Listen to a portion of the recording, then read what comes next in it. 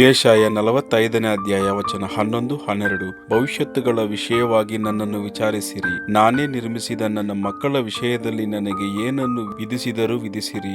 ಲೋಕವನ್ನುಂಟು ಮಾಡಿ ಅದರಲ್ಲಿನ ಮನುಷ್ಯರನ್ನು ಸೃಷ್ಟಿಸಿದವನು ನಾನೇ.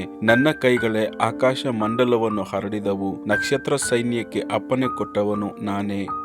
Isaiah chapter 45 verse 11-12. The Holy One of Israel and its Maker, concerning things to come. Do you question me about my children, or give me orders about the work of my hands? It is I who made the earth and created man. My own hands stretched the heavens. I am wrapped the starry hosts. यशायाह अध्याय 45 वचन 11 और 12। क्या तुम आने वाली घटनाएं मुझसे पूछोगे? क्या मेरे पुत्रों और मेरे कामों के विषय मुझे आज्ञा दोगे? मैं ही ने पृथ्वी को बनाया और उसके ऊपर मनुष्यों को सृजा है।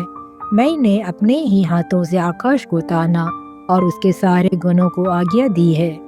ஏசாயா 45ஆம் அதிகாரம் 11-12 வசனங்கள். வருங்காரியங்களை என்னிடத்தில் கேளுங்கள், என் பிள்ளைகளை குறித்தும் என் கரங்களின் கிரியைகளை குறித்தும் எனக்கு கட்டளையிடுங்கள். நான் பூமியை உண்டு பண்ணி நானே அதன் மேல் இருக்கிற மனுஷனை சிருஷ்டித்தேன். என் கரங்கள் வானங்களை விரித்தன, அவைகளின் சர்வ சேனையையும் நான் கட்டளையிட்டேன்.